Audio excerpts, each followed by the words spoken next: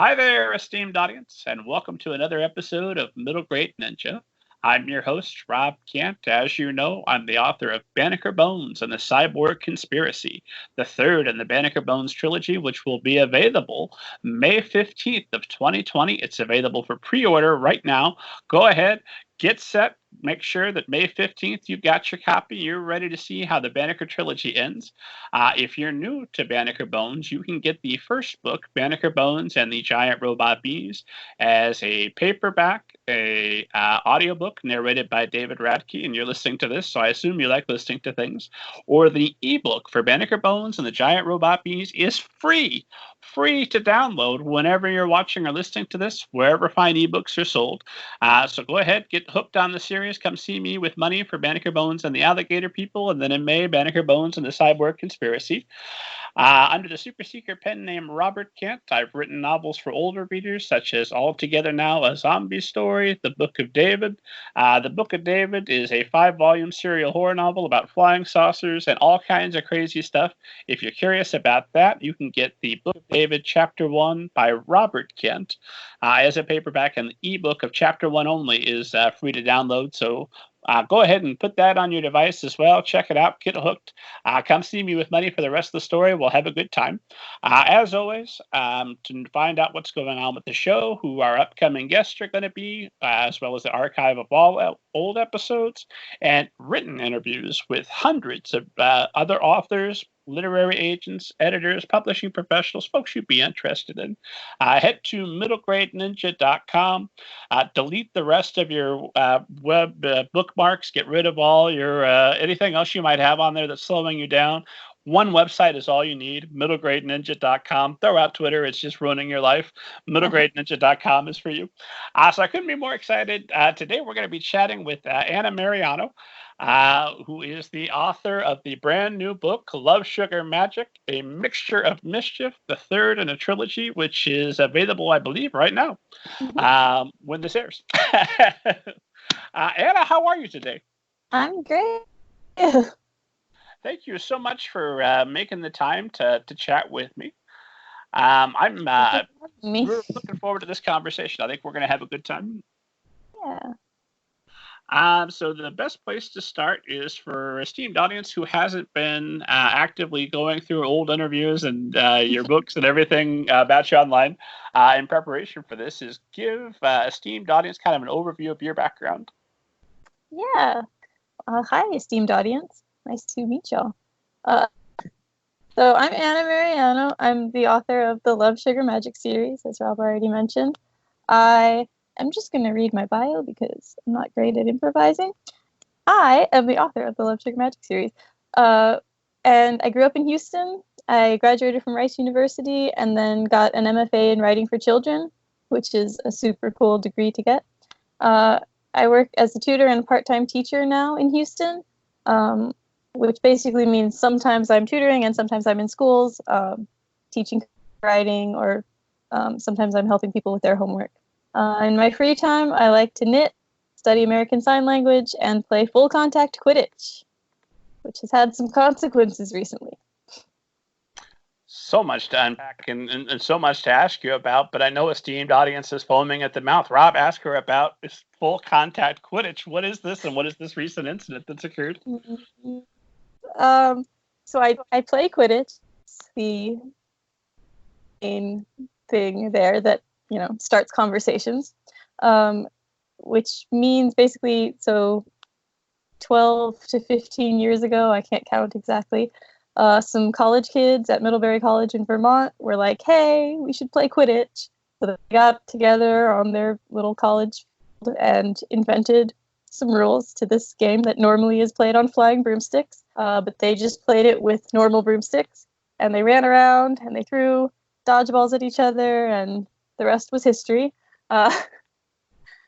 So since then, Quidditch has developed. It got a lot of traction on college campuses. Now it's moved to community teams as a bunch of kids graduated and wanted to keep playing. There's, I think, still more than 300 teams in the U.S., and then something like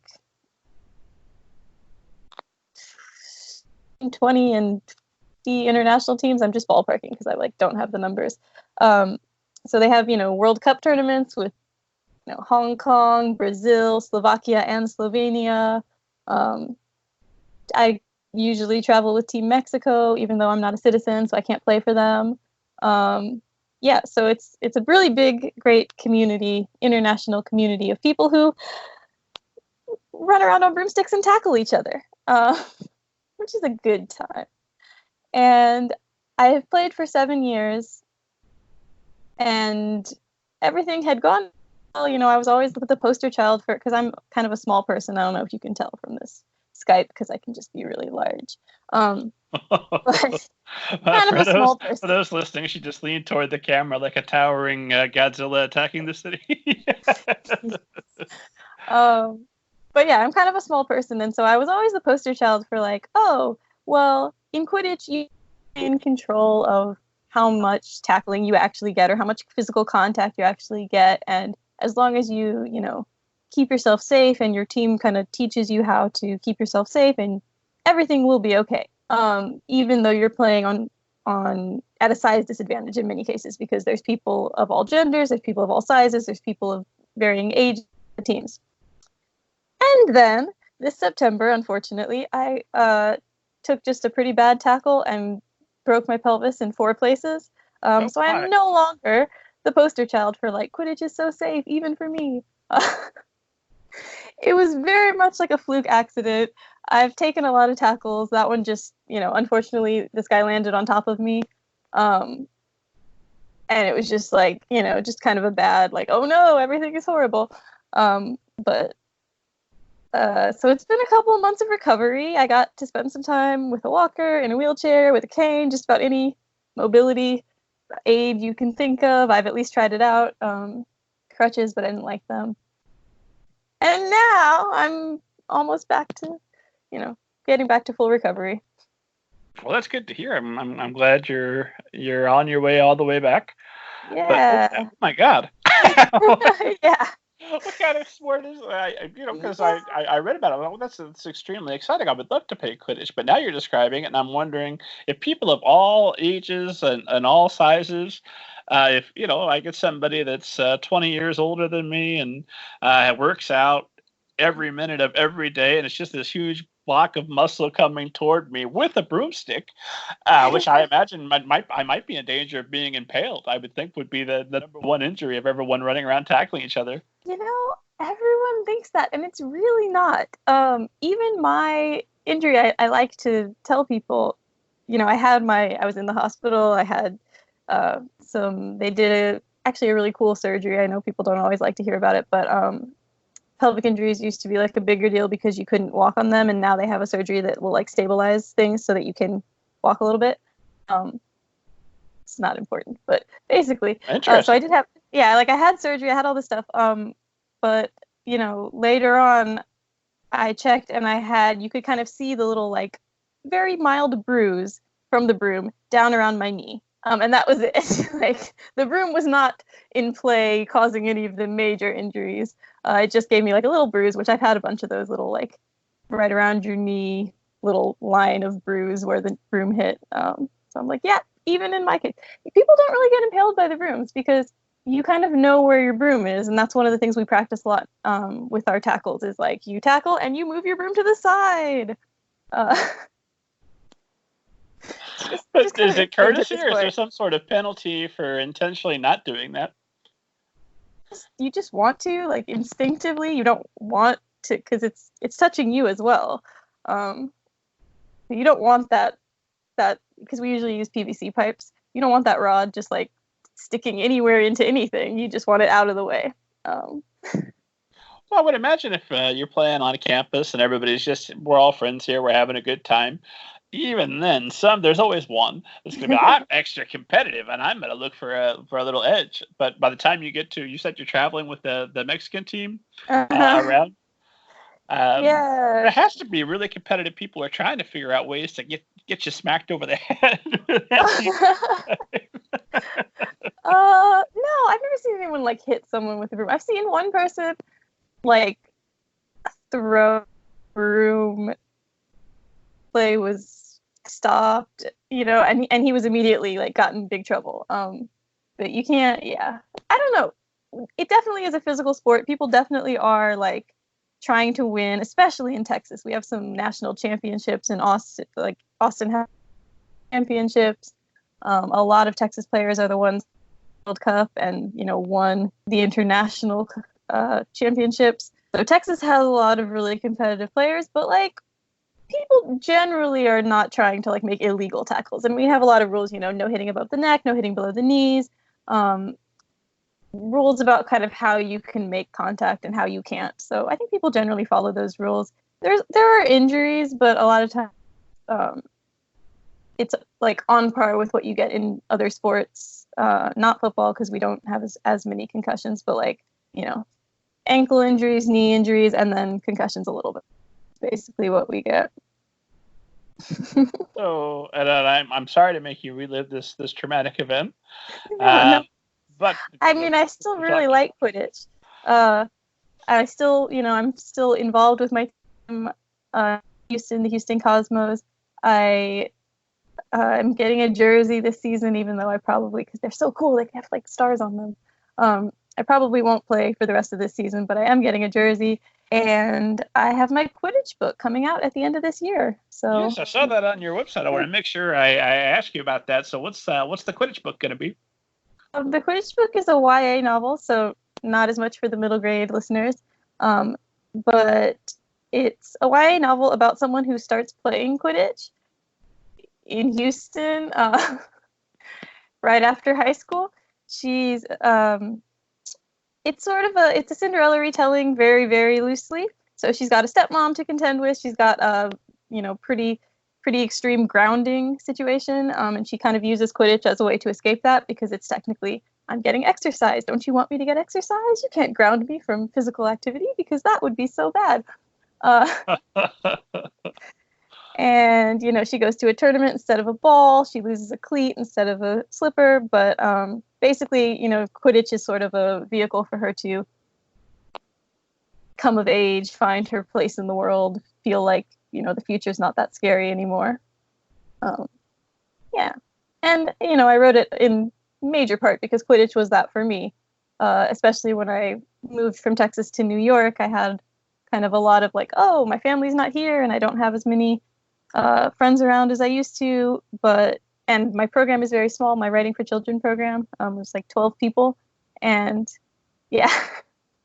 So when you're in like, classes all day with the same 12 people, and then, all your hobbies and interests are so overlapped that like you all have really strong opinions about very minuscule things like, the best part of Harry Potter is the characterization. No, the best part of Harry Potter is the world building.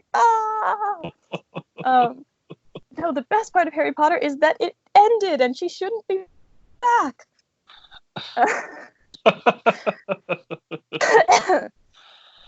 Anyway, when you get a lot of people with strong opinions together, sometimes it can just get like overwhelming, and there were only 12 of us and we had a lot of internal fighting even though we loved each other. So it was really nice to be able to go on the Quidditch team and just have different people who did different things, and we could all come together and be a team, but it was also like a little bit of an escape. So when will the book be available? Such a big question. To be determined. Yeah, fall of 2020 is what I've heard, and I haven't seen. Some things are changing, so we're redoing the title. It was originally announced with the title, but that title is dead to the world now. That's why I keep calling it the Quidditch Book. And I'm in the middle of some revisions right now, so there's a lot of things changing, and I haven't gotten a solid release date, so we'll see. You call it what, Quidditch Through the Ages, but some play on that, I suppose. Yeah, maybe not that one, just to avoid the. So, there's a very real possibility that J.K. Rowling is going to read something that she wrote. She has already. I assume that J.K. Rowling owns all of the Love, Sugar, Magic books and has read them multiple times. So this will be something additional reading. But just in case that's not true, does that make you extra? How do you feel about that prospect? Oh my gosh, that I honestly hadn't thought about it until I saw it in your questions. Oh, good. I'm glad I could add to your anxiety. Well, it's so weird because I wasn't and this is kind of getting into like me as a child. As a kid, I really wanted to write books, but I really didn't have a sense of like who did that, like how that was a thing. I didn't get how books came to be. They just seemed to spontaneously appear in bookstores and libraries.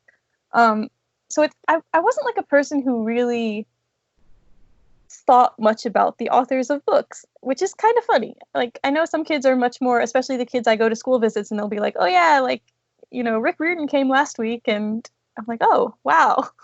I still have trouble thinking of Rick Riordan as a real human being, and you've already met him. Okay.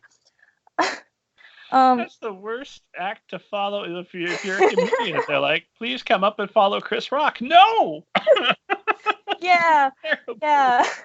I don't think anyone's ever told me that before a presentation, which is nice. That's good. But yeah, so I, like, in some ways, it doesn't even really register, because it's not like I grew up thinking, you know, when I meet J.K. Rowling, this is what I'll tell her, because I just didn't think of her as a human being, and still almost don't, except that she's on Twitter, and I regret that. Okay, so now that I'm an adult and I can understand that celebrities are people and that writers, that books come from authors and all of that stuff, I just have, it's very weird because I'm not,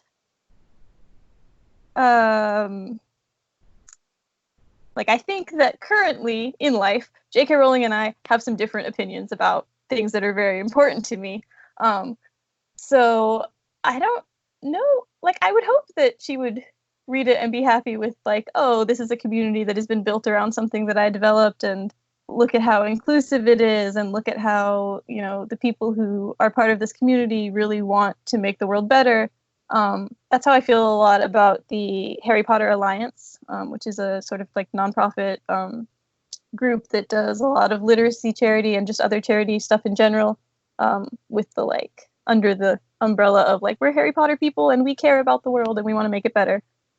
You know, so I hope that would be the reaction. And then also, like, you know, people finding a place where they belong. But, like, also, I have trans characters in that book. Yeah, I saw that she had stepped in it on Twitter, and when that happened, I just immediately swerved. But I don't want to know that bad things happen from my favorite author. I'll just assume that that doesn't exist. So I haven't followed up or read the controversy.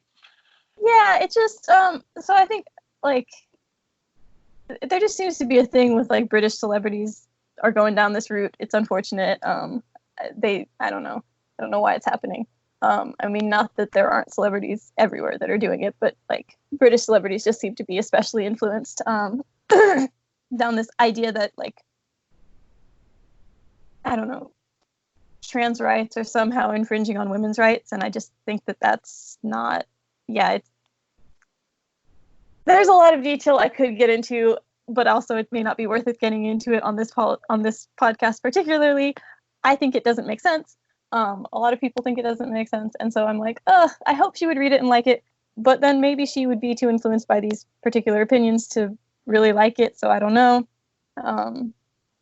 I was writing what I saw in the Quidditch community, so I really stand by, you know, everything that's in that book. Like I said, Quidditch is an all-gender sport. It's one of the only sports that has specific rules in place for its trans players, which is basically to say you're welcome and your gender is what you say it is, and it really doesn't change how you play the sport, like, which is very unusual. I mean, most sports don't really have any setup for trans people to play, and it's become like a big source of discrimination. So yeah,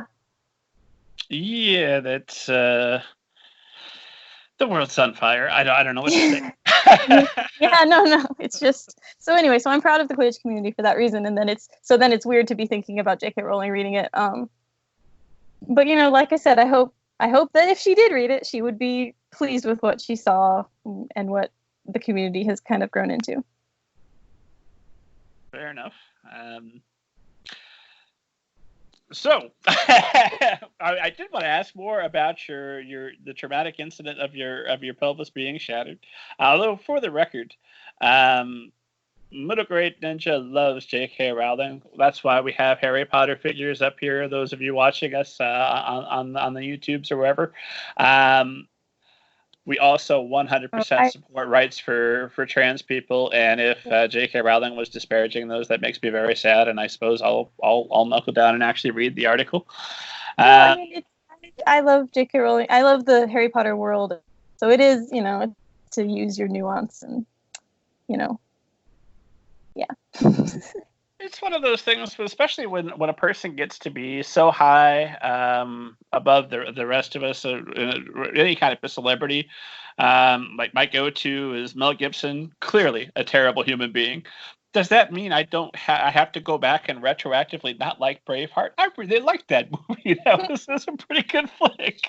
Yeah, I mean, there's the whole, your fave is problematic, and like most people are. So, again, it's up to everyone to kind of decide what they're comfortable reading. Personally, I'm still comfortable reading because it's been such a big part of my life. There's also a lot of great new books that are also fantasy and also, coming from people that, maybe I have my views line up with theirs more. So maybe the books will speak to me more. I've been on several panels with just amazing writers talking about this particular topic. I was just recently with Henry Lian, the author of Peace Sprout Chen, or the Peace Sprout Chen series. It's like 3 books now.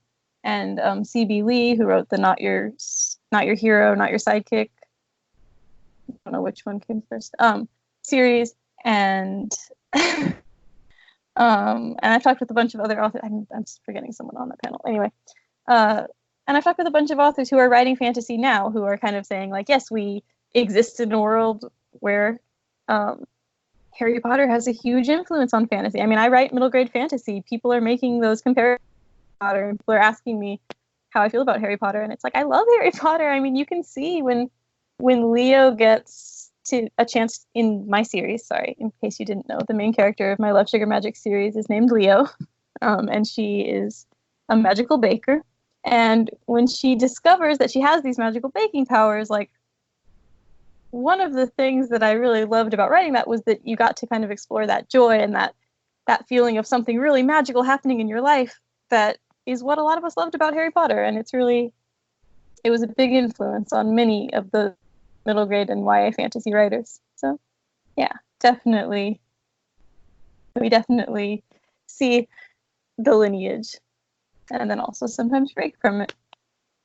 I 100% agree that there are new fantasy books coming out every day, one by many wonderful authors. Hopefully, many of them will find their way here, and we'll have a good chat. So absolutely read as widely as you can. But I do try to separate the art from the artist, even when I know the artist is a defendant. Like I did a workshop this weekend, and I recommended that one of my students read a story called Hills Like White Elephants by Ernest Hemingway, because it's the definitive example of the type of dialogue I wanted her to be able to read. Mm-hmm. And I had to preface it with, yes, we know Hemingway was a monster. If you don't, Google him. You'll find out. However, plenty of monsters in that area that didn't also write Hills Like White Elephants. So the story itself, I think, is a good, or Orson Scott Card, somebody else I like to pick on. That doesn't matter how many terrible blog posts he writes. I'm never gonna feel bad about having loved Ender's Game. Yeah, well, unfortunately, like, Xenocide, the whole book is like a manifesto on love and tolerance, which is awesome, and it's a great book. And then he does that, and it's just like, whoa, aren't you the author who wrote you cannot know someone and love them? Or, like, I'm paraphrasing, but, like, basically that was if you know someone, you can't help but love them, and then here you are hating people. So it's kind of weird sometimes when you see, like, authors who clearly are trying to put these great values. I just got an echo. Are clearly trying to put these great values and trying to work through these, like, these things that are trying to send these messages that are so positive. And same thing with Harry Potter, right? Harry Potter has a lot of positive messages, and studies actually showed that reading Harry Potter makes you a more empathetic person, because, I mean, all fiction does, but Harry Potter specifically was able to make kids more empathetic on topics like immigration and bullying and racism because of like allegorical racism, immigration, and bullying and things that were happening in Harry Potter. So Orson Scott Card is another one where I'm like, how did you write this book and then become this person? What are you doing? But maybe he found it. Just never shared the identity of the true author. If that's true, whoever you are, anonymous author of Ender's Game, we love you. That's the new. I heard some people saying like, "Oh, J.K. Rowling no longer wrote Harry Potter." It's like, no, because we're like authors are human, so we have these great ideas, and then sometimes we mess them up. The other thing that worries me a little bit as an author who has definitely been wrong more than once in my life, not about anything as substantial as some of these things we've been discussing, but definitely I've been known to say the wrong thing, and it would be ignoring every bit of my history to think I'm going to somehow get out of this without saying at least one or two more wrong things before I'm done, or at least trying out a wrong idea before I get corrected. And the thing that worries me just a little bit is that progress moves so fast, and that by definition, I like to compare it to a joke, where a joke like Lenny Bruce is a comedian that would have absolutely knocked us all dead if we were hearing his type of comedy for the first time in the 50s, 60s. You try and listen to Lenny Bruce now, that's not that edgy, man. Or I try and tell people how I felt about Bill Hicks, and then they'll go back and listen to it. Like, man, he was really upset about Diet Coke. Well, you weren't there at the time. It was a thing. And, because comedy is subversive, that nature of what's subversive, what's going to be challenging to an audience changes as an audience becomes more progressive. And same thing with, I think the world overall, despite some really glaring examples, is mostly moving in a positive direction. I try to guide people towards Steven Pinker, who I think does a really nice job of showing statistically that this is the best time in all of human history to be alive. Oh, yeah. And I hope and assume that that's good. That's a trend that's going to continue. So on a long enough timeline, I hope that the books that are being written after my death are more progressive than the books that I was able to write during my lifetime. Yeah. Well, and I think that's why it's so good to have, to not cling so tightly to the canon, even though it's great to have it and it's great to know, hey, these are books that in the past were amazing. I think it's always super important to me to also push the new books and to say hey, here's the books that are coming out now that people are writing with you specifically in mind. I'm talking about here's the books that people are writing with you specifically in mind. Here's the books that are going to prepare you for the world you're living in now. And then also we can read the stories that have resonated with people over the course of years and generations. I think it's also good, like you were saying, to if you're going to give someone Hemingway, say he had some problems. I have a lot of kids who love Roald Dahl. I loved Roald Dahl growing up. And he's another author who, if you look at him with, through a modern lens, huge problems. And I just like having that conversation with kids and being like, hey, Charlie and the Chocolate Factory, fun to read. And it's such a great story. But can we talk about the Oompa Loompas? And that whole situation and why I have just because it's come up so many times, I basically have a script to talk about the Oompa Loompas, and it's hey, did you notice that they all come from one country? Do you know any other businesses where all the workers come from one country?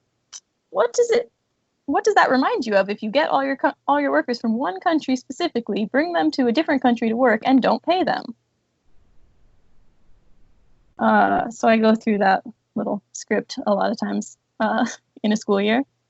And it doesn't mean that the book is not still good, or it doesn't mean that we're not still, loving parts of the story, but it just means that we're being aware of some of the things in here may not line up with our values that we have today. So, and I'm sure I've already had people actually talk to me about the Love, Sugar, Magic series and be maybe not so happy with certain things that Leo does because of environmental reasons. I think she tosses some food in the trash at one point, and someone was like, it's killing the planet. And I was like, oh, you're right. But that's what Leo did. Well, maybe the cure is to only ever write historical fiction. And you can say well, all fiction will eventually become historical fiction. I think that about Beverly Cleary, because she wasn't intending to write historical fiction, but at this point, you read about kids like paper route in their little town, and I'm like, this is basically historical fiction now. Like, nobody has computers, nobody knows. So yeah, everything will eventually become historical fiction. Yeah. Time marches on. Good times. Okay, well, I tell you what, we keep tiptoeing right up to talking about Love, Sugar, Magic. So let's make sure we do that, and then I promise, esteemed audience, that I'll go back and I will ask you specifics about how you break your pelvis when you're not many feet off the ground, and I would assume Madame Pomfrey comes right out, fixes you up, but this is not the Quidditch I have read about. But we'll save that. We'll tease that. Let's talk about A Mixture of Mischief, which is available now as this airs, and is the third in your Love, Sugar, Magic trilogy. If you would just give esteemed audience who hasn't just read them an overview of the series. Yeah. Okay, so the series is about the Logroño family. Leo is the youngest sister in this family. They live in a small town in Texas, and her family runs the town bakery. They're a Mexican-American family, have been living in Texas for many generations, like a lot of the Mexican-American families in Texas. And they've been running this bakery for many generations. And Leo discovers in the course of the first that her family doesn't just do baking, they also do particularly magic baking to sort of, help the people of the town out. They can do things like love spells. They spells to help people listen or see better, usually metaphorically, sometimes literally. And so in the first book, she's not old enough to know any of this yet. All of her older sisters have been sort of initiated into the family magic, but Leo has not.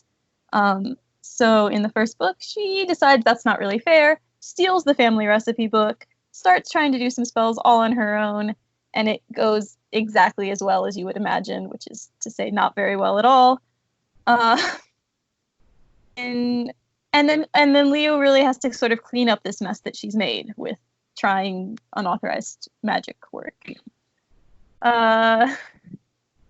Book is doing a little bit more magic along with her family, but still runs into a problem because the ghost of her abuela just appears in her room suddenly. Not as a ghost anymore, but like tangible, physical person. And it turns out that ghosts are coming back to life all over town, and Leo's been working on some new types of magic, doesn't think that she is the reason for this, but everyone else seems to, and so she's kind of trying to solve this mystery of how did these ghosts show up, how do we get them back where they belong, and why did this happen in the first place. And then, so that brings us to book 3, where Leo and her family are, actually having a pretty good time of things, which is unfortunately unusual for them. The bakery's doing really well.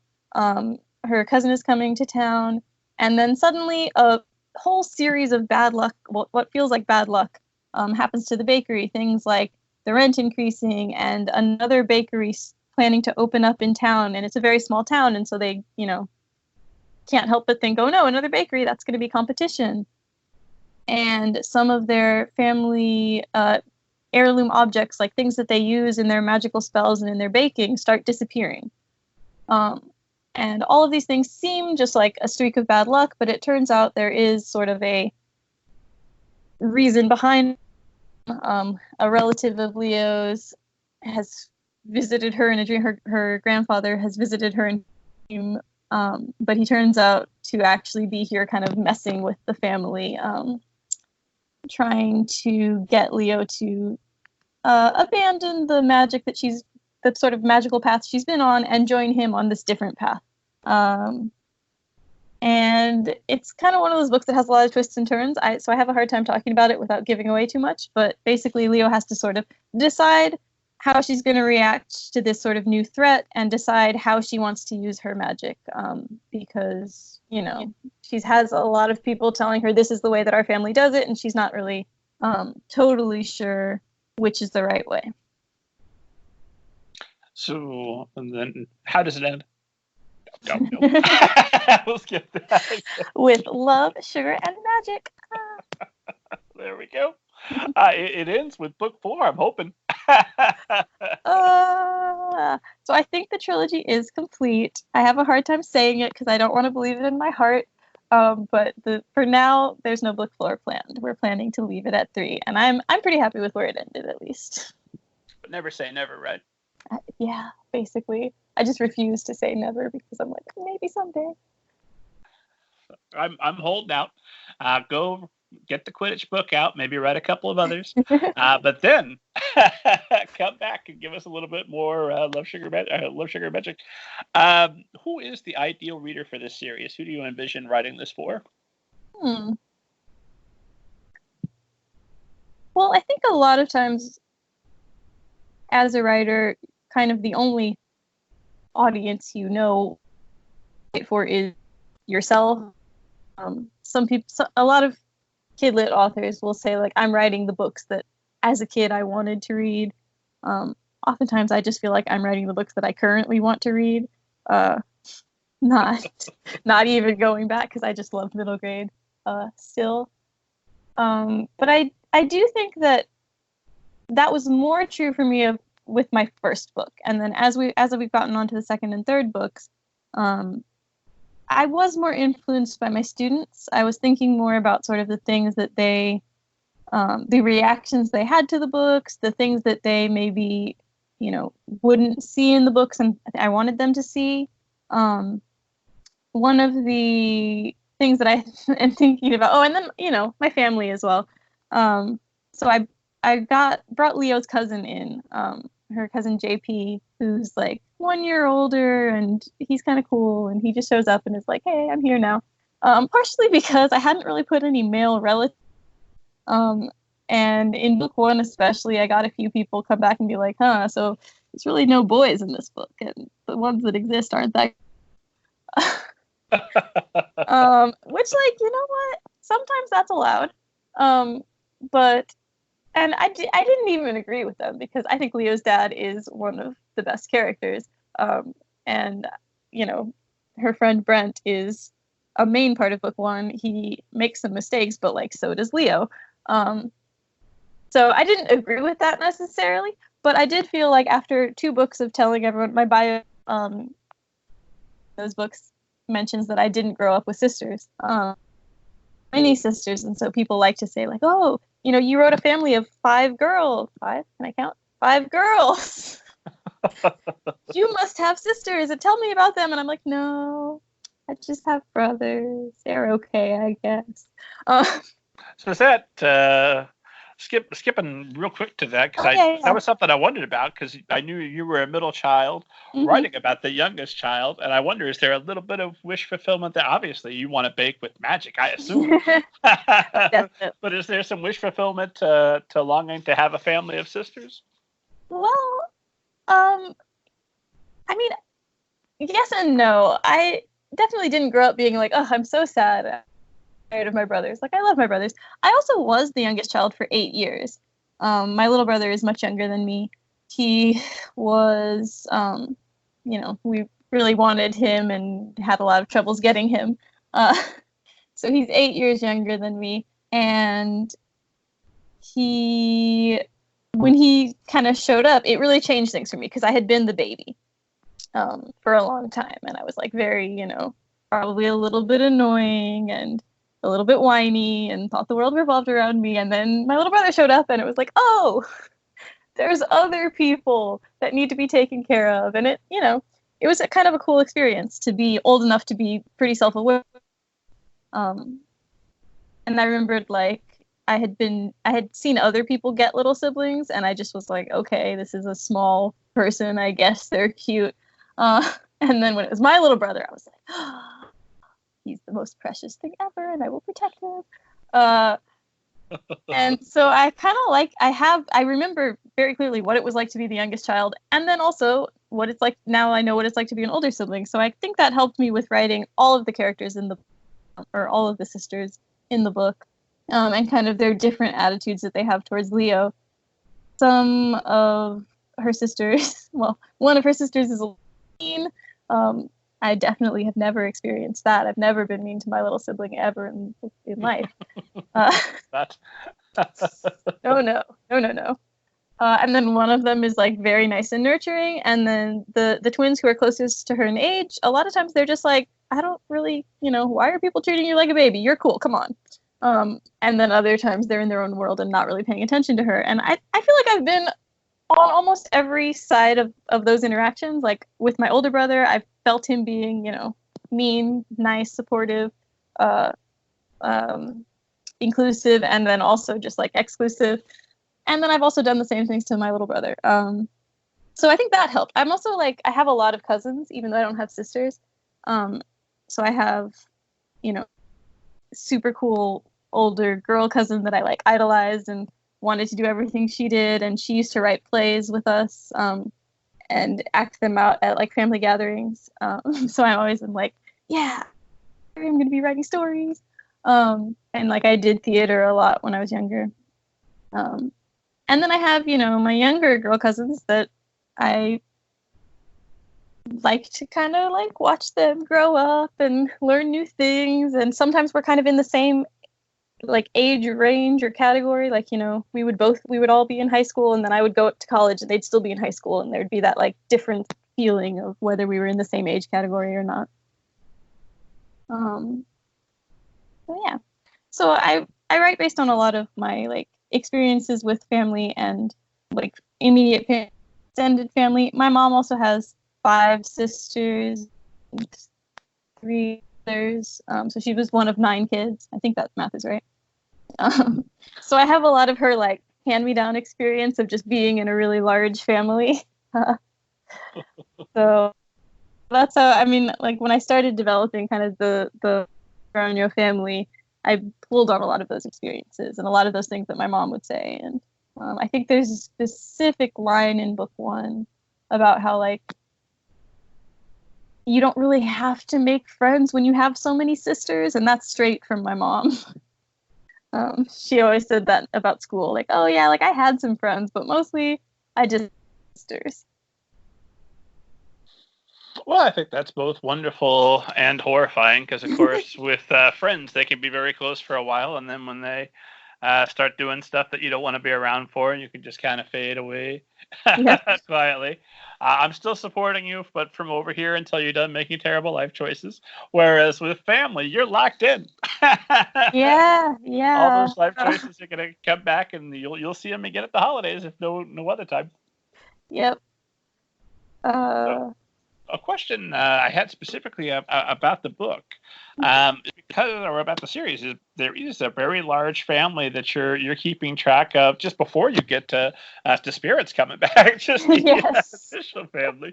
So, what tips do you have? One, for keeping those characters straight and keeping them consistent through 3 and possibly one day, who knows, a 4th book.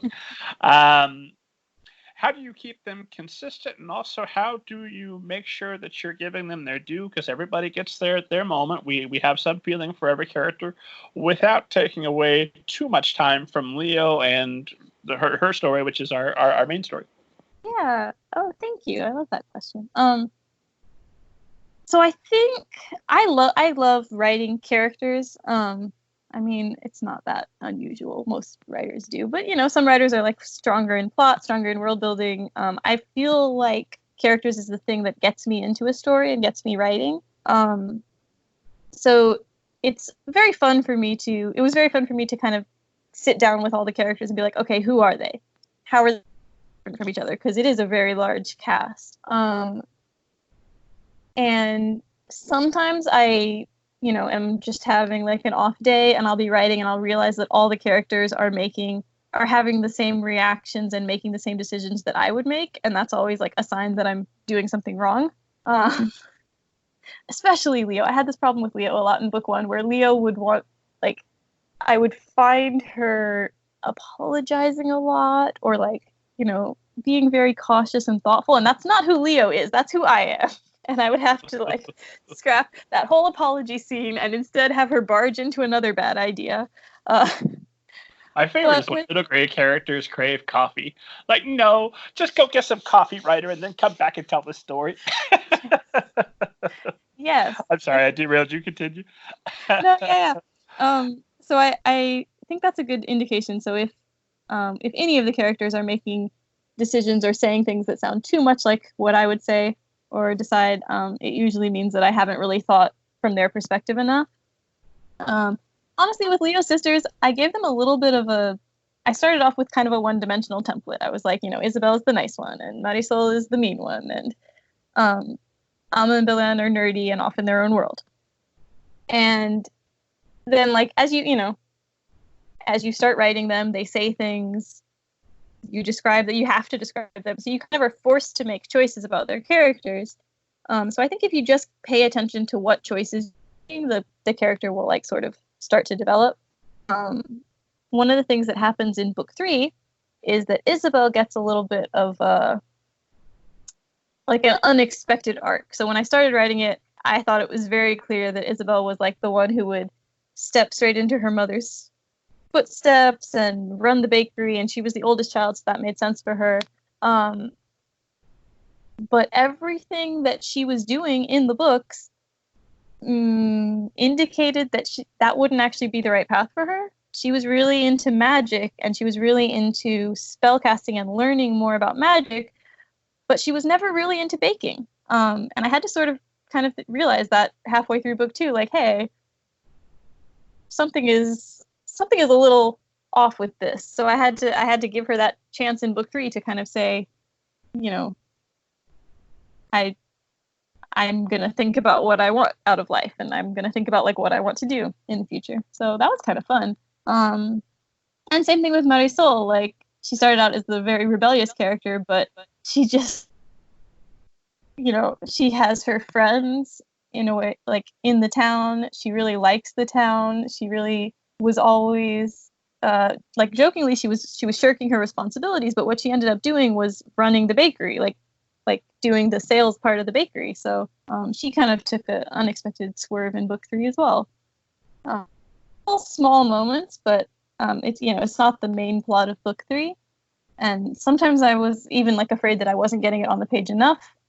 But I think that, again, with side characters, you're allowed to do that. You're allowed to have just the moments that like your main character sees, and the reader can kind of fill in the rest of that arc.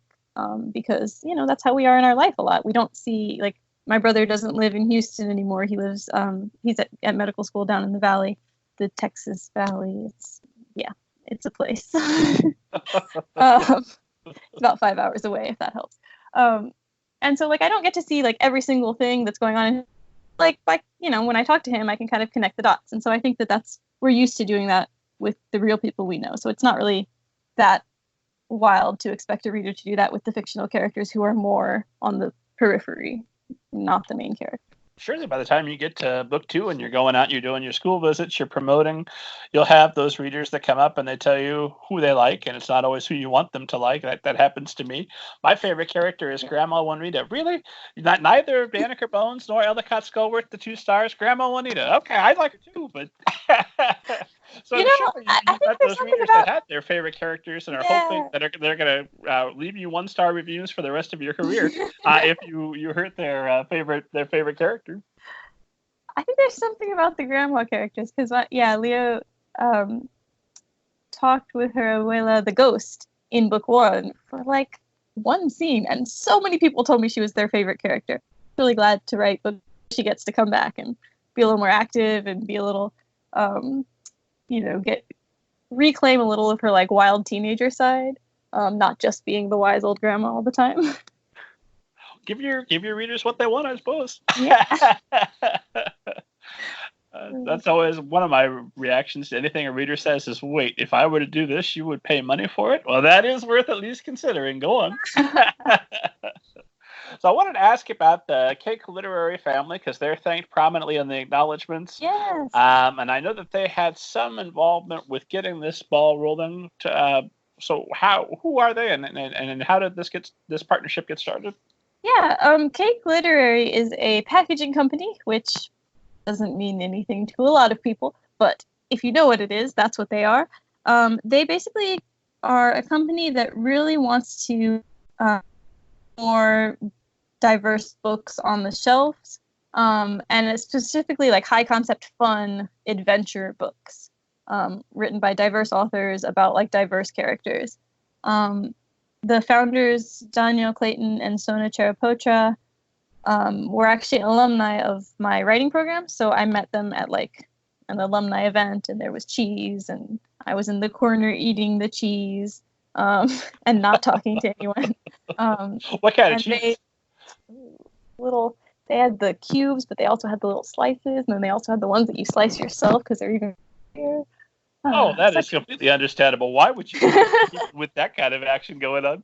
There was also fruit, but I'm not so into fruit. I'm more into cheese. I've gotten lost on a cheese train. So you were there, cheese, and somebody from Cake Literary said, "I like cheese. Let's have some together." Or... No. So I wasn't talking to them, but they were talking to some of my writing friends, and luckily mentioned that they had this idea for a project. They wanted to see this book on the shelf about Mexican American family in Texas. And, we were in New York at the time. And so, like, not as many Texans, I guess, not as many Mexican Americans hanging around. I'm sure that because everybody, but Houston is actually more diverse. It's the #1 most diverse city in the country. For those of you who were curious, I'm very proud of that. As you should be. Good job, Houston. Yeah. So that couldn't have been a better moment. I mean, unless they said, like, I want this author to wear a hoodie with Marvel on its front. Right. Yeah, no, it was very, very lucky for me because, and I wasn't even standing there, but my friends were, and they immediately came and dragged me away from the cheese and were like, talk to these very smart people who want to help you. So I sat down with Danielle and Sona to talk about, this idea and what Cake Literary was, and they had basically come up with the idea of Leo and her family, and a lot of the plot of, they had sort of like a skeleton outline of the plot of book 1. So a lot of times people will ask me, where do you get your ideas? And I'm like, I get them from Danielle and Sona, which is not a super, it's not what they were expecting usually. But what I loved about working with them is that, we sat down for lunch and we talked about like what that sort of material that they had. And they were just very collaborative outlook from the beginning. Like I would say like, oh, I think it would be so cool if this happened. And they were like, oh yeah, totally. And I'd be like, oh, and what if, instead of the age of magic being 13, we raised it to 15 because that's like a, important age. And they were like, yes, we love it. And I think they just really, they had this idea, really great idea. I think, people hear magical baking and are already in. For the recipes alone, if there's nothing else. Yeah. Which and Danielle makes the recipes because I've mentioned I don't bake. So people hear that, they had this great idea, and then they were really, I think, great about giving the idea, like, hey, would you like to write this? And I was like, yes, I have never wanted to write anything more. And so it worked out really well because I just got to kind of take these characters and these plot ideas and make them my own. With book 2, the outline, we worked together on the outline. With book 3, I had like a very clear idea of one of the storylines that I really wanted to write, and then Danielle and Sona helped me fill in sort of the subplots, the B plots. So I've just been really happy working with them. They work on a lot of great books. They're the brilliant minds behind the Gauntlet and Tristan Strong Punches a Hole in the Sky, and their novel that they actually wrote together, Danielle and Sona wrote together, Tiny Pretty Things, which is becoming a Netflix series. So they're just, they're really great. They understand story really well, and they're using that understanding and knowledge of how to really engaging stories to kind of let other writers get their foot into the industry, which is super awesome. I going for the easy laugh with the Marvel hoodie jacket earlier, or the Marvel hoodie line. But I'm sure it wasn't just we need a Mexican American from Houston. Any Mexican American from Houston will do. So when you sit down with them, how do you convince them that you are the person to tell this story? At that point, you already had your MFA locked away, right? It wasn't finished, but I was in the program. Yeah. So I think it's one of those like hard to define things. I really connected with the story, and I think that's what we talked about a lot in that first meeting was sort of like, you know, what this story was going to do and why it was an important story to get out in the world, and which parts of the character I connected with and which parts of sort of the overall themes I connected with. And I also talked a lot about books that I liked, which luckily were some of the books that they liked too. So that's always a good indication. Yeah. But yeah, I think so at that time, and this was 2014, if not 2013. So different political climate, not completely unrelated, but a different climate. You know, we focused a lot in that first conversation about how we really wanted to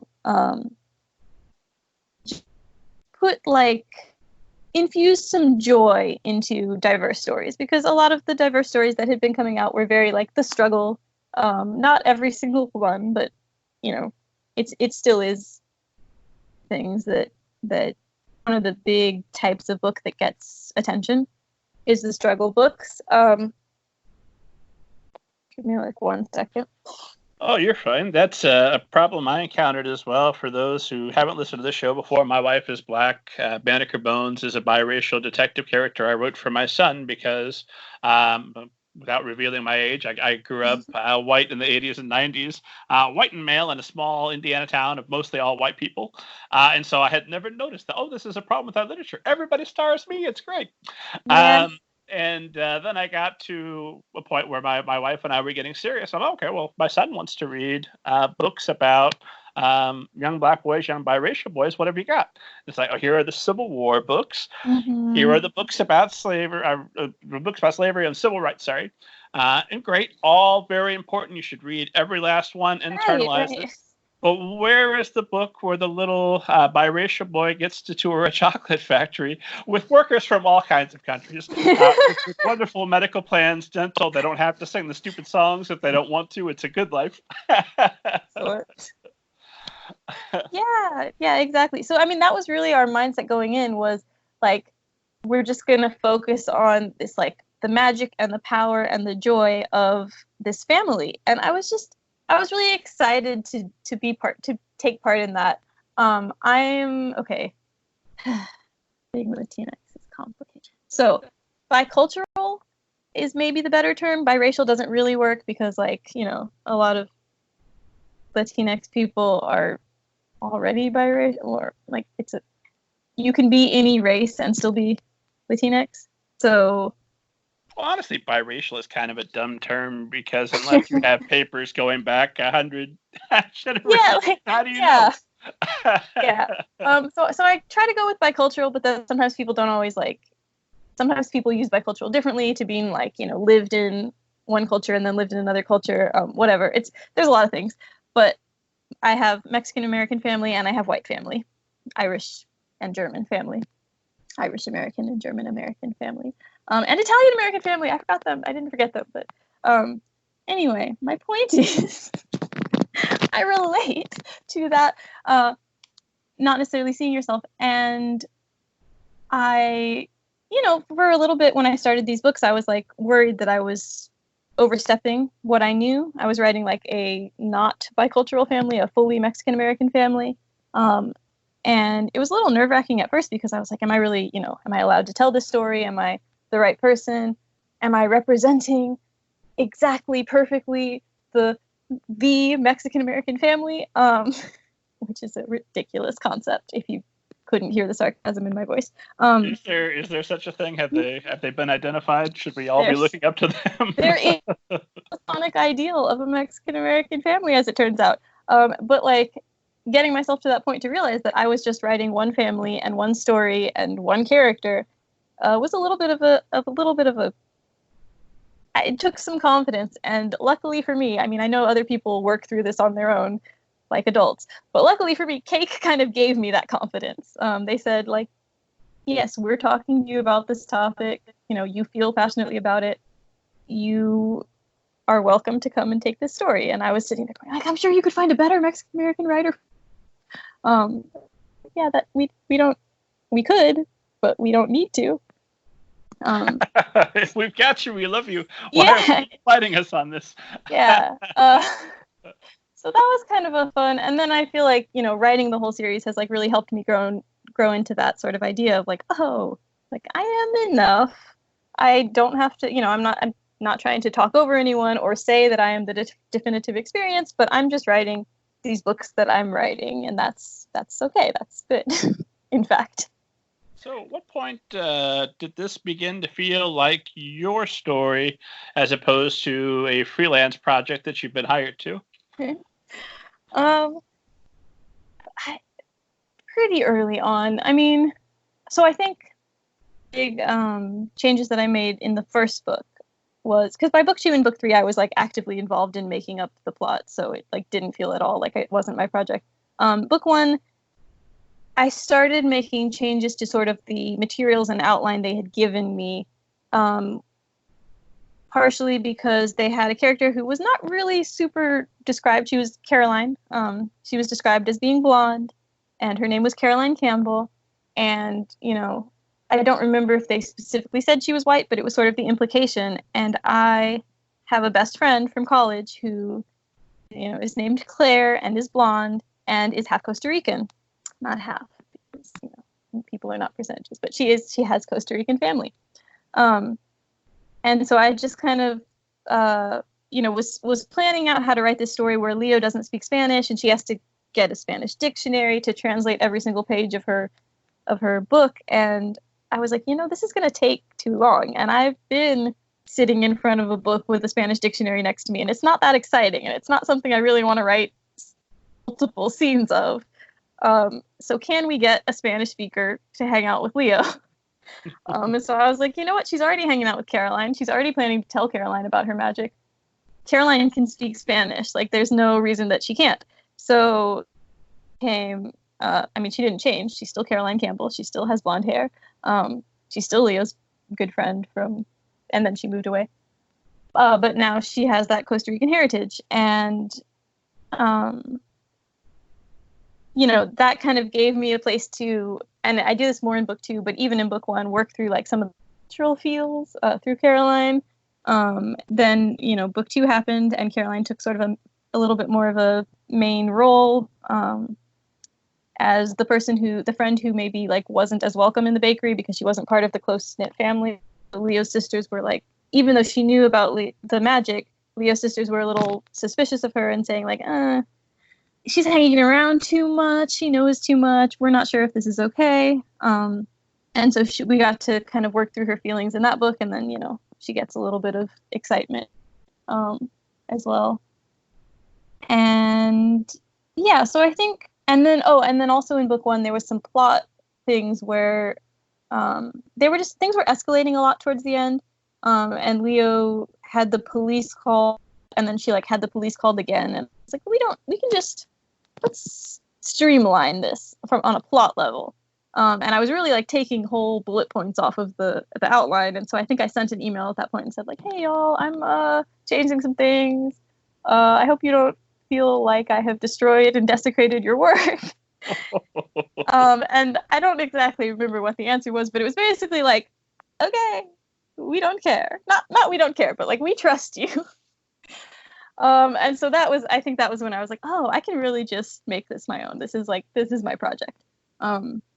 Which again is such a good feeling because they're, sometimes Write for Hire can go very much the opposite way where people are really micromanaging what they want from you. And I'm very glad that wasn't my experience from the beginning of this.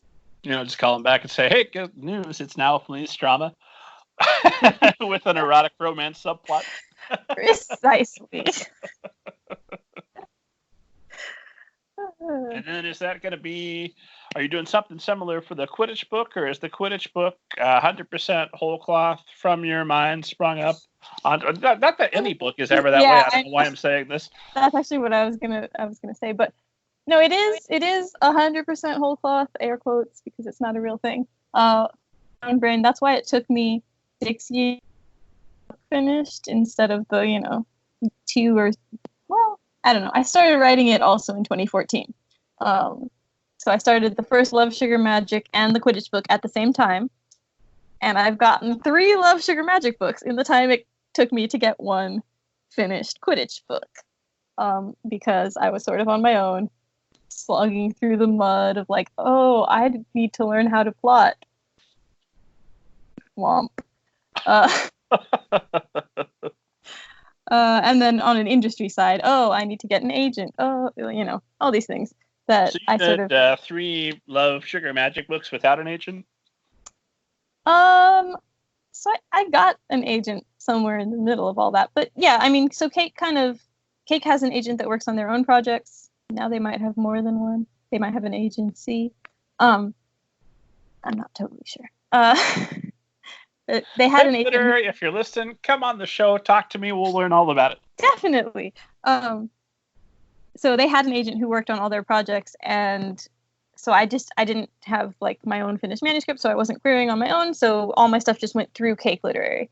But I did, at some point in the middle of book 2, get an agent, and then get a new agent, and yeah, I was figuring industry stuff out for myself, just kind of on a totally separate track from the Love, Sugar, Magic series. It took a lot longer. And I'm looking at the clock and like, what happened to our time? We had so much time. We talked about that. I talked about Quidditch for so long. So, esteemed audience will never forgive me if I forget to ask. Anna Meriano, have you ever seen a flying saucer, and do you believe in them? I saw that question. That's such a complicated... Okay, I have not seen a flying saucer. I don't want to say I don't believe in them, because that's just like a little too much arrogance for me. Like, I don't know, maybe. But I'm not like strongly convinced that they're real things that are like coming and visiting Earth a lot. My dad really likes to talk about Fermi's paradox, like a lot, very often. So I've been having those discussions recently. And I usually kind of end up saying, like, I don't really see, if esteemed audience doesn't know, the paradox is like, well, if the universe is so, I'm going to get this wrong. If the universe is so big, and if, humans develop to this certain level of intelligence, surely there should be other life forms that have developed to this certain level of intelligence and even beyond. So then why haven't we ever seen any of them? Like, if aliens exist, why haven't we seen them? And if they don't exist, then why do we have such a big universe with no aliens in it? Is kind of my understanding of of Fermi's paradox. And I always kind of just end up saying, like, you're making a lot of assumptions that life forms would even look or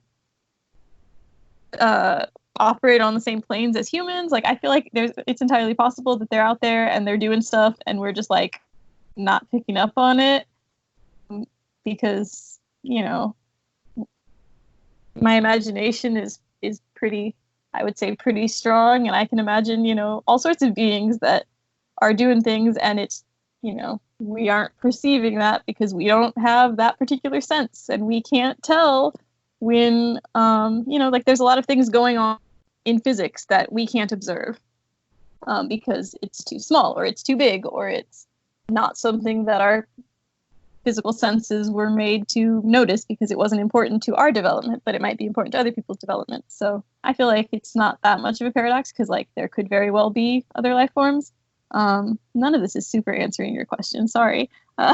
No, I think it is. They could be walking around with us right now. We just can't perceive them. Yeah, basically. There's also the whole, like, parallel universes thing. So, like, they could literally be walking in the same space.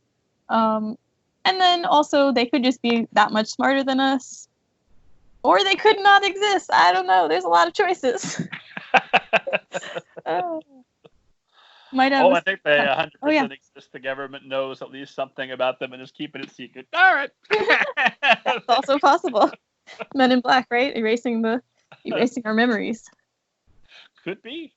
Although the joke of that is, if the government's keeping it a secret, why are they so terrible at it? Everybody knows. Oh, but isn't that really the best secret? The secret that everyone kind of knows, but no one really fully believes? That's what I'm talking about. Now you're coming over to my side. Join the conspiracy. How do the Logroños handle their magical business? Because they sell magical things to people in the town, and yet somehow they think it's a secret that they're magical bakers. It's because they just kind of the people who need to know, and everyone else kind of knows but doesn't really. Well, that is something I wanted to ask you about the book. If you'll make time for, I don't know, let's say 3 more questions, and we'll call it. Is that fair?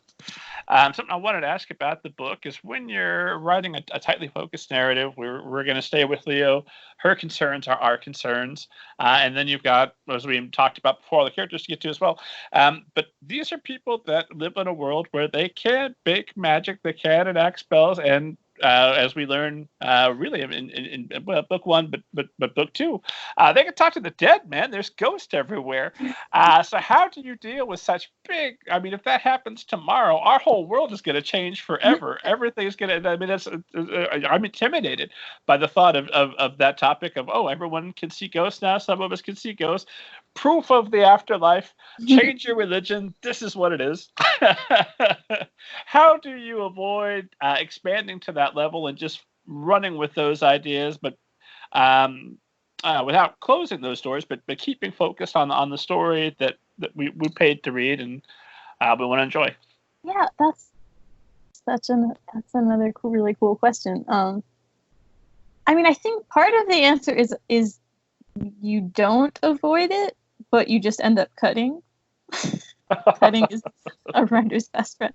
Or not even cutting, but scribbling the notes and then not actually writing them down. I mean, book 1 certainly deals with this, but I think book 2 is the one that really deals with this.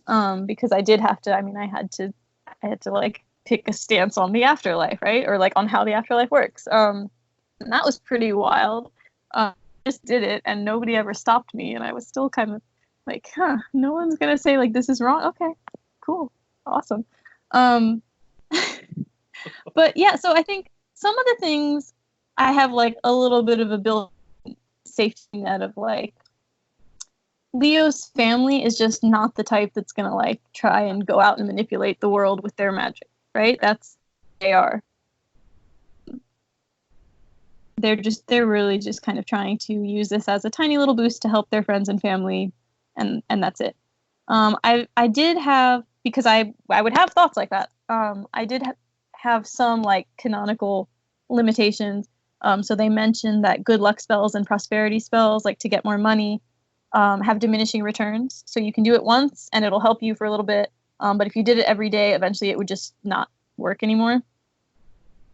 Same thing with Leo's sister. Also true. I'm going to date myself, but when you joined the Columbia Music House, if you didn't pay them, you wouldn't get more CDs. But that first batch was pretty awesome.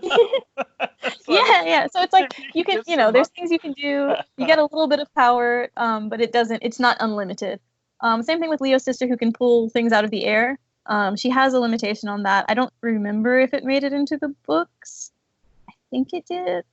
See, but I don't know, because sometimes I had to cut things because I knew it, but it wasn't clear. So she does have a limitation on how much she can pull out, and I think there's an actual, and I'm almost positive this didn't come into the books, but she cannot create money because it would be necessarily counterfeit money. So because it would be the shape and size of money, but it wouldn't be from the U.S. Mint. So she can do it, but it is automatically counterfeit. That's just a true thing about it. So she, it's a limit on her power. I mean, it would be a very good counterfeit, but so there's, in the same way that you can counterfeit money, but you don't, she can create money out of thin air, but she doesn't. You can magic your way out of prison. Yeah. My favorite scene, again, I can't believe someone let me write this, was when she zip tied one of the ghosts. It happened off screen, but like we saw the zip ties. Like I was just like, what if you could produce very small objects? What would be the most useful thing to stop someone from? Oh my gosh, zip ties exist.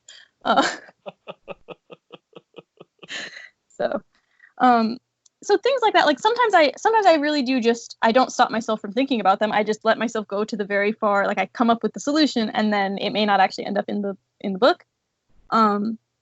With the ghosts, I think there's enough, like, in the same way that I don't like disbelieve in UFOs or flying saucers, I don't disbelieve in ghosts. So I think there's enough like people who have thought about that, and like tradition of telling ghost stories and thinking about how ghosts exist, that like I didn't feel like I was making it up from, like a brand new change your religion, like life altering idea that people can, that souls exist in this sort of other place. And I wanted to give them that sort of limitation also, which is tough to do because I really loved the movie Coco, but I didn't love that in the movie Coco they had to give dead people like a final death. Just because it felt like just kind of like an excuse, because like they were already dead, but they needed some way to raise the stakes basically. So they were just like, oh, but you can die again. And I kind of like, when I saw the movie, I was kind of laughing at that. I was like, okay, you raise the stakes, but like, does that even make sense? And then I kind of had to do the same thing in book 2, where I had to say like, okay, well, certain things come to pass. How do we raise the stakes? What threat can you give to a ghost, right? And so I actually ended up with 2 slightly different ones. One was if your spirit gets trapped in the living world, and it will be cut off from sort of the like nourishing flow of energy in the ghost world, El otro lado, then that's how you become sort of like an angry spirit, or like a messed up spirit. So I kind of made fun of Coco, but then I ended up doing something very similar, which is making up a way for ghosts to raise the stakes. And then also there was this idea that, not everyone is a ghost. So if not everyone is a ghost, what's the difference? Why are some people ghosts and some people not? And I didn't want that to be like a bad thing, necessarily, because,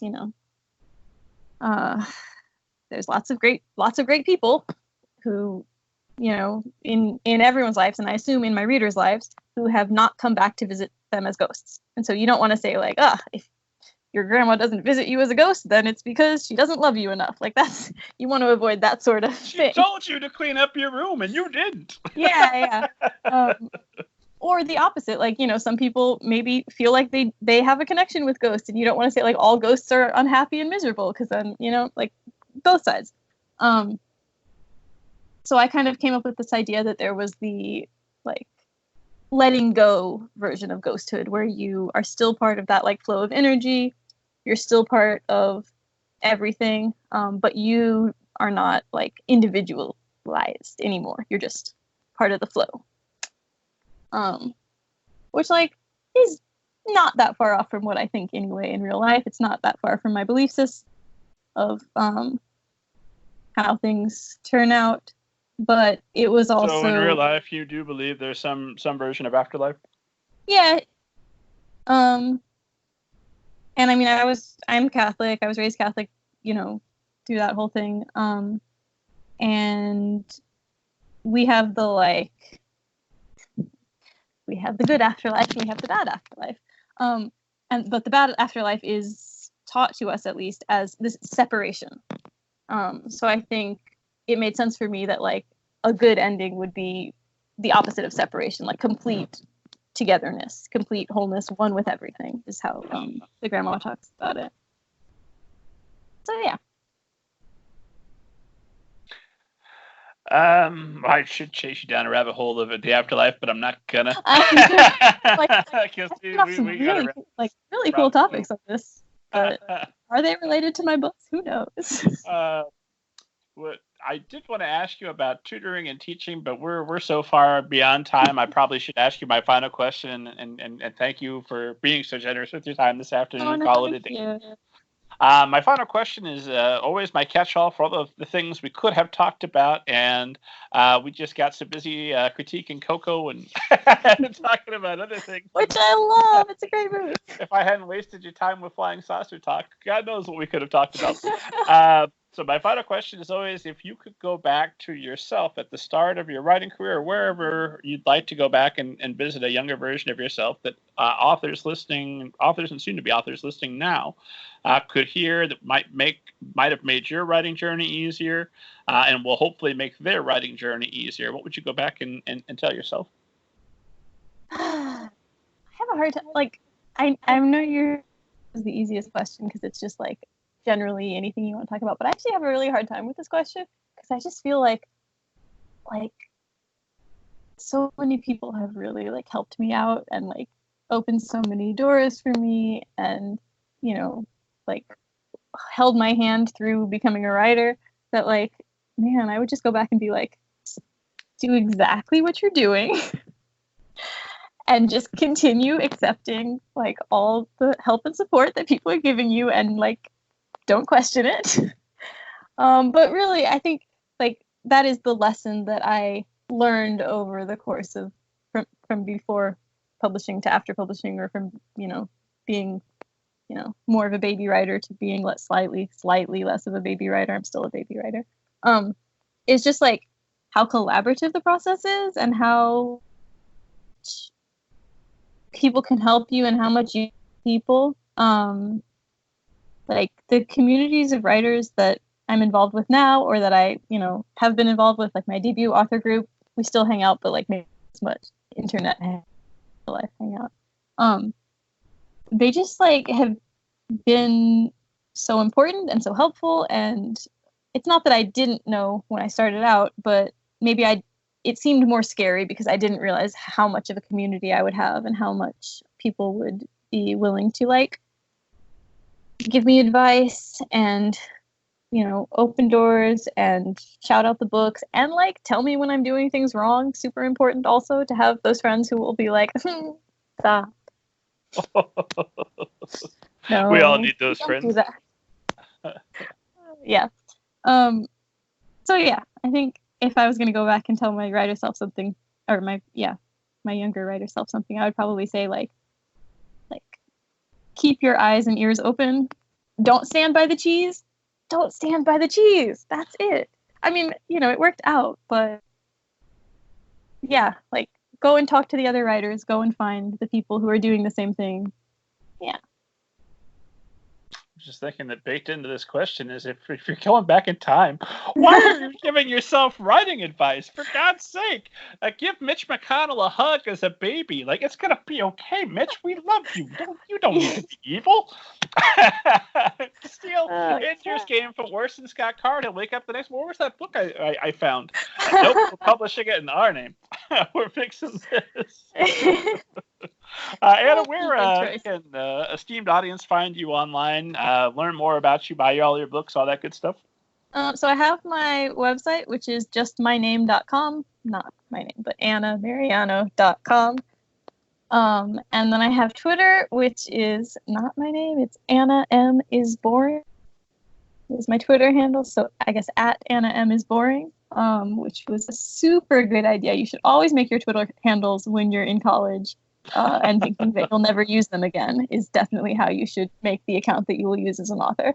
Well, there's something else that when you're in the time machine and you go back, make sure you mention that to you. There you go. Yeah, just use your name. It's just gonna be better for everyone. And then I'm also technically on love Instagram. Sugar Magic. What's that? Don't worry about it. Just trust me. Are you talking about that Red Hot Chili Pepper CD? That's a different one. So yeah, and then you can. Magic, right? That's... my brother has that type 1 diabetes, just like JP in book 3, and he has frequently called my series Blood Sugar Magic. Like, the magic of checking your blood sugar. Yeah. Anyway, and you can also technically find me on Instagram. Well, you can tag me on Instagram under the same handle as Twitter. Anna M is boring. I haven't made that one public yet because it has a bunch of pictures of all my little cousins, and I need to get them off before I to the world. Replace them with book covers and Quidditch pics and all that good stuff. But if you tag message me, I'll see it. So. Excellent. And as always, esteemed audience, find me at middlegradeninja.com. You know who I am. Follow me on Twitter at mgninja. Look forward to my once-a-week tweet of, hey, I have a new podcast. Or what did I tweet about the other night? Something about, the Quantum Leap possible reboot. So once in a while, if you would like to hear 2 tweets a week, mgninja at twitter.com. Anna, thanks again for making the time. This has been a thoroughly enjoyable conversation. Thanks so much for talking. I always ask our guests to sign us off with the very ninja-like, totally justifies the name of the show, sign-off phrase, hi-ya, and what have you. Will you sign us off? Certainly. Hi-ya, and what have you.